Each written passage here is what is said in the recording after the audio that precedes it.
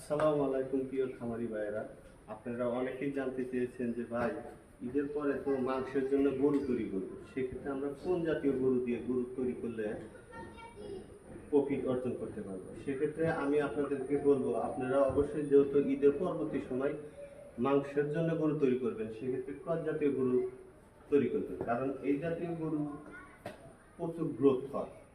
আমরা সাধারণত শাহিয়াল এবং দেশাল জাতীয় গরু কুরবানি ঈদ উপলক্ষে তৈরি করি। সেক্ষেত্রে সেটা হচ্ছে তখনকার বাজার মূল্য আর বর্তমানের বাজার মূল্য অনেক ডিফারেন্ট। সেক্ষেত্রে আমরা ক্রস জাতীয় গরু যদি ঈদের পরবর্তী সময় লালন পালন করি, তো দেখা গেছে যে একটা লাভের মুখ আমরা দেখতে পাবো, কারণ এই জাতীয় গরুতে পার ডে প্রায় 1 কেজি ওয়েট গেইন করে, যা সাধারণ এই দেশাল গরু এবং শাহিয়াল গরুর ক্ষেত্রে প্রযোজ্য নয়। আমার কাছে মোট 6টা গরু আছে। এই যে এই জায়গায় 2টা গরু আছে, এই যে একটা, এই যে একটা, এটাও ক্রস জাতীয় গরু। এটা বয়স মাত্র 2 দাঁত। এটা আমি 6 মাস লালন পালন করবো, ইনশাল্লাহ এই গ্রোথটা অনেক ভালো। আবার ওই সাইডে আমার 4টা গরু আছে, আমি দেখাবো, চলুন যাই দেখি। ক্রস জাতীয় গরু, আর এই গরুগুলোর বয়স মাত্র 2 দাঁত। আপনারা ক্রস জাতীয় গরু যখন ক্রয় করবেন অবশ্যই 2 দাঁত দেখে ক্রয় করবেন, কারণ অদাঁতিল গরু দেখা গেছে যে ওইরকম বাড়ন্ত হয় না। আর এই গরুগুলো অতি দ্রুত বাড়ে, যেগুলো বয়স অবশ্যই 2 দাঁত সেগুলো অতি দ্রুত বাড়ে। আর এই জাতীয় গরু ঈদের পরবর্তী সময় অবশ্যই লালন পালন করা উচিত।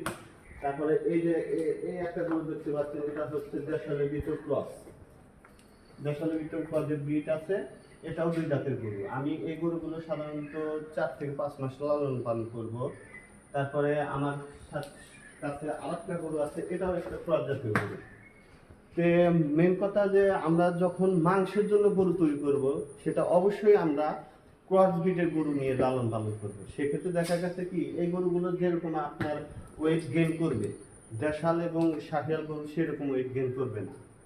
দিন শেষে দেখা যায় যে দেশাল এবং শাহিয়াল গরু যদি আমরা ঈদের পর কুরবানি ঈদের পরবর্তী সময় লালন পালন করি, তাহলে দেখা গেছে যে 4-5 মাস লালন পালন করার পরে ওই রকম ওয়েট বাড়ানো হয় না, দেখা যায় যে বিক্রির সময় আমরা লসের সম্মুখীন হই। কাজেই আমরা কুরবানি ঈদের পরবর্তী সময় থেকে শুরু করে ডিসেম্বরের আগ পর্যন্ত আমরা যে গরুগুলাই লালন পালন করি না কেন মাংসের জন্য, আমরা অবশ্যই ক্রস জাতীয় গরু লালন পালন করব।